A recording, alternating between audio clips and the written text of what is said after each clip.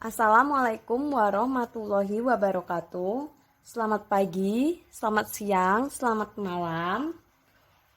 Apa kabarnya? Semoga kita selalu diberikan kesehatan dan dapat mengikuti perkuliahan serta dapat memahami apa yang akan dijelaskan pada pertemuan kali ini. Nah, untuk pertemuan kali ini Ibu akan membahas mengenai distribusi normal dan distribusi sampling. Di sini yang akan Ibu jelaskan pertama adalah distribusi normal. Jadi distribusi normal itu sendiri disebut Gaussian distribution, di mana distribusi kemungkinan teoritis dengan variabel random atau continuous distribution, variabel random yang bersinambung. Jika dalam variabel discrete itu ada 0, 1, 2, 3 dan variabel kontinu adalah semua angka hingga pecahan, maka untuk membuat kurva normal harus mengetahui besarnya min, mu atau standar deviasi sigma. Nah, di situ bisa kita lihat Y sama dengan 1 per standar deviasi dikali 2 rho atau 2 konstan 3,14 dikali bilangan konstan pangkat min 1 per 2, di mana kita kalikan X min mu per sigma. Oke, sampai sini bisa dilihat tabel PDF-nya.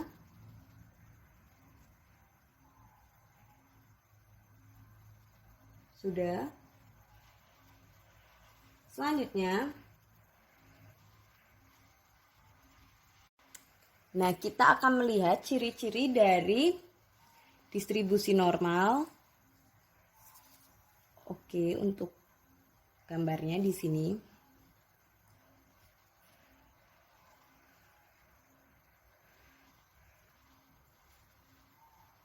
Nah, di situ kurvanya berbentuk garis lengkung, di mana garis lengkungnya halus dan berbentuk genta.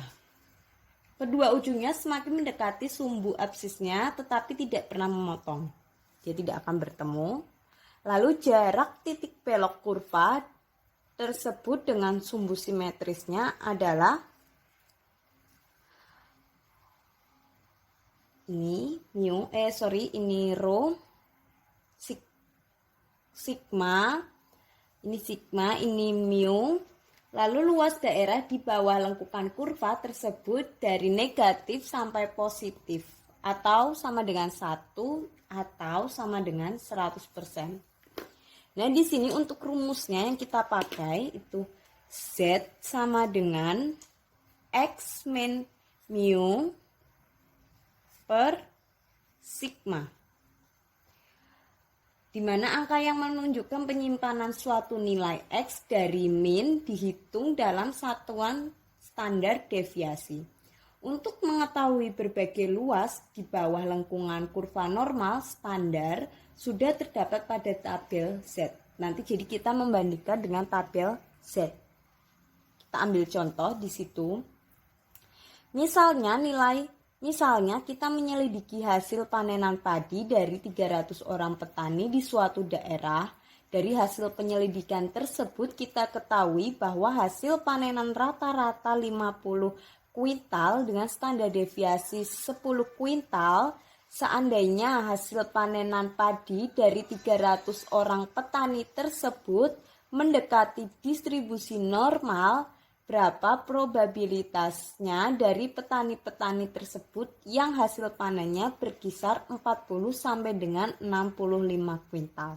Kita nyatakan dengan P, X di mana kurang dari 40 kurang dari sama dengan 65. Kita lihat contoh. Contohnya kita lihat Z1 sama dengan X min mu per sigma Tadi yang pertama itu diminta 40 dikurangi rata-ratanya berapa? 50 dengan standar deviasinya 10. Berarti min 1,00. Nanti kita lihat pada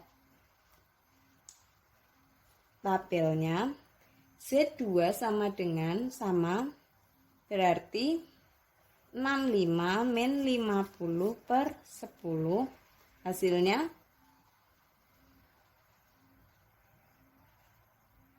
ini berarti kita giniin aja biar nggak langsung.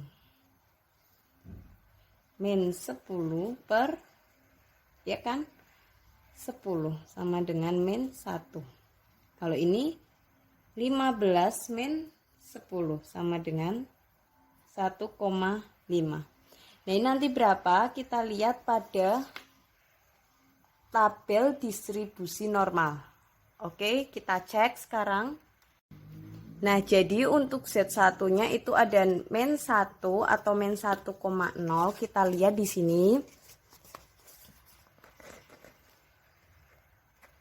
Kelihatan tidak? Nah, nih.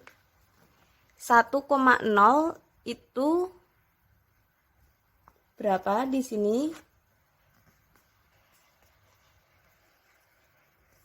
Min 1,0,00 itu 0,3413. 0,3413. Jadi mau depannya negatif itu hasilnya tetap positif. Lalu di sini ada 1,5.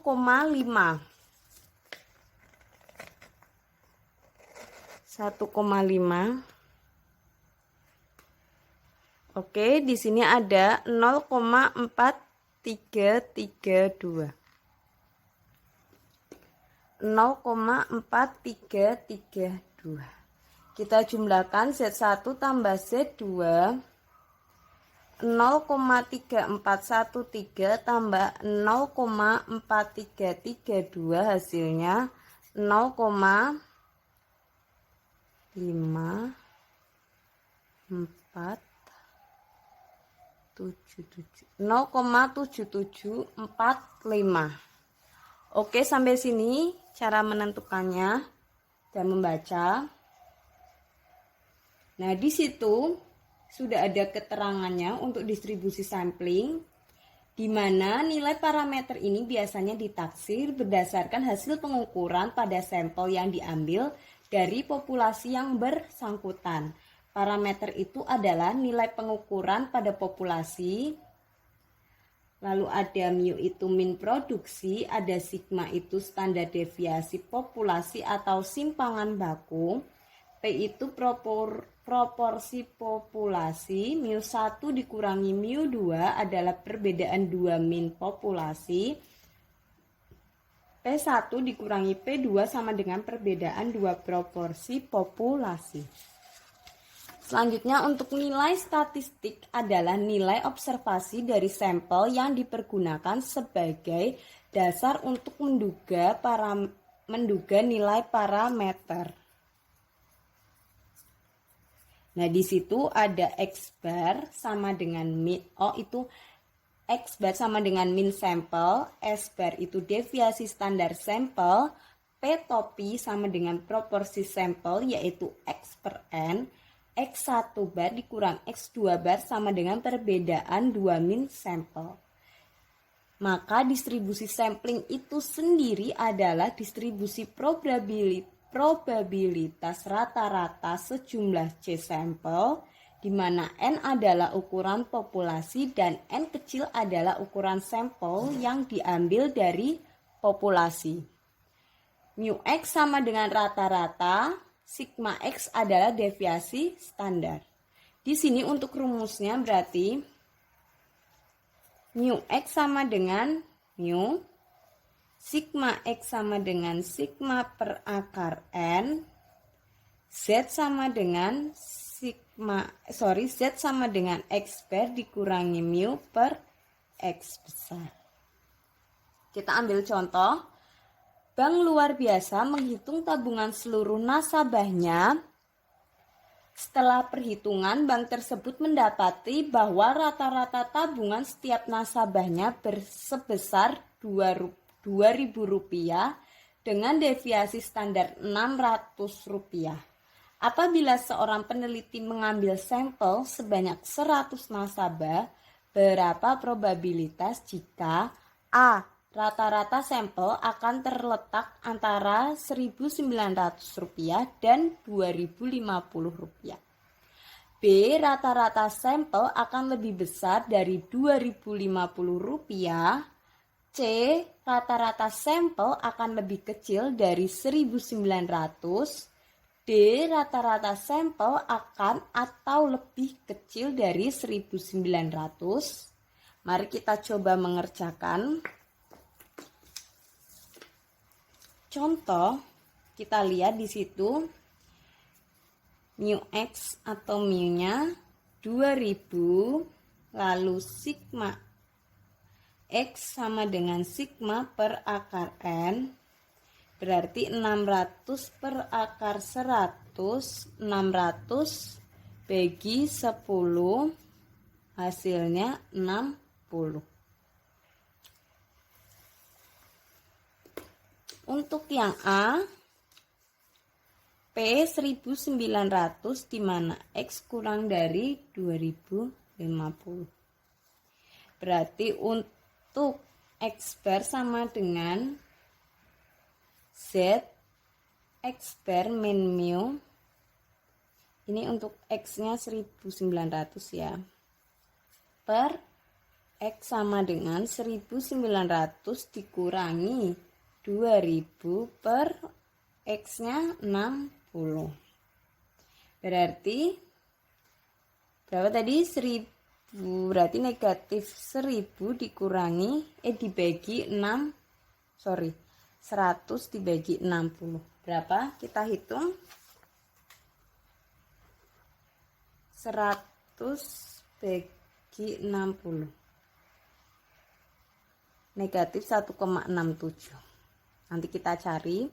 Lalu untuk X bar-nya 2050, Z-nya 2050 min 2000 per 60. Lalu 50 bagi 60. Berapa kita lihat? 50 bagi 60.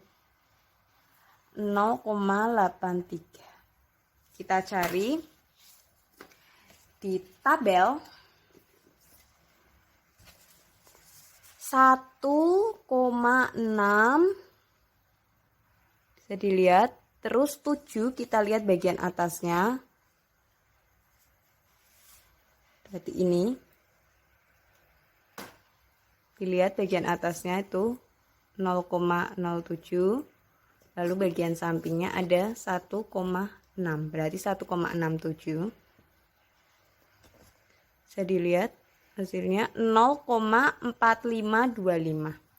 Sama dengan 0,4525. Lalu 0,83 kita cari 0,8, lalu belakangnya 0,03. Nah, di sini berarti terlihat 0,2967. 0,2967. Bisa kita jadikan persen, berarti 45,25%, 29,67%. Berarti P 1.900 kurang dari X kurang dari 2050, 45,25% tambah 29,67% sama dengan 74, berapa? Ayo. 45,25 tambah 29,67. 74,92%. Oke, untuk yang A.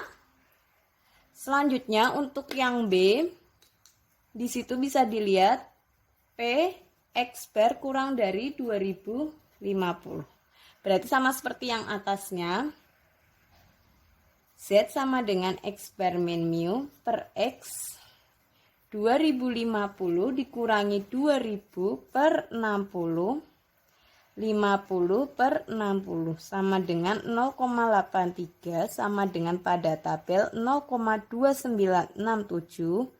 Lalu kita bikin persen jadinya 29,67%.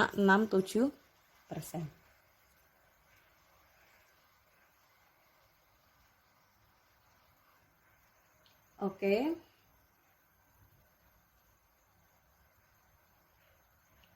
Karena untuk lebih besar atau lebih kecil maka ada persenan 50 karena begini. Ini kan utuh. Nah, kalau di tengah-tengah mau lebih kecil atau mau lebih besar, itu kita ada 50%, 50%. Jadi di sini PX per kurang dari 2050 itu 50% dikurangi 29,67%. Hasilnya 20,33%. Kita coba yang C.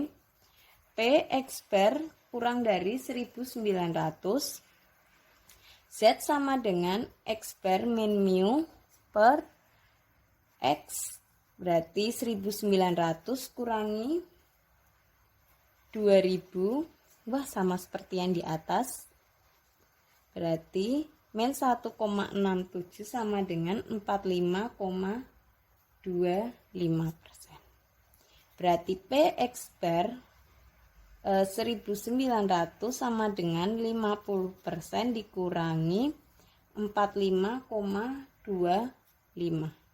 Hasilnya berapa?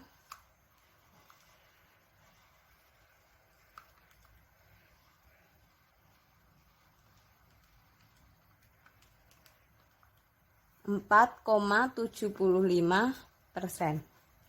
Oke ya. Selanjutnya yang terakhir itu ada yang D. Distribusi normal P yang D. P X kurang dari 1900 sama dengan P X kurang dari 900, maka jawabannya ada pada butir C, yaitu 4,75. Masya Allah. Bentar. Nah, jawabannya sama, X per kurang dari 1900. Jadi untuk jawaban C dan D itu sama. Oke, sampai sini untuk distribusi sampling dan distribusi normal. Jika ada yang masih kesusahan bisa ditanyakan. Ibu harap dapat dipahami dan dapat dimengerti. Maaf jika ada salah-salah kata atau salah penulisan. Cukup sekian. Wassalamualaikum warahmatullahi wabarakatuh.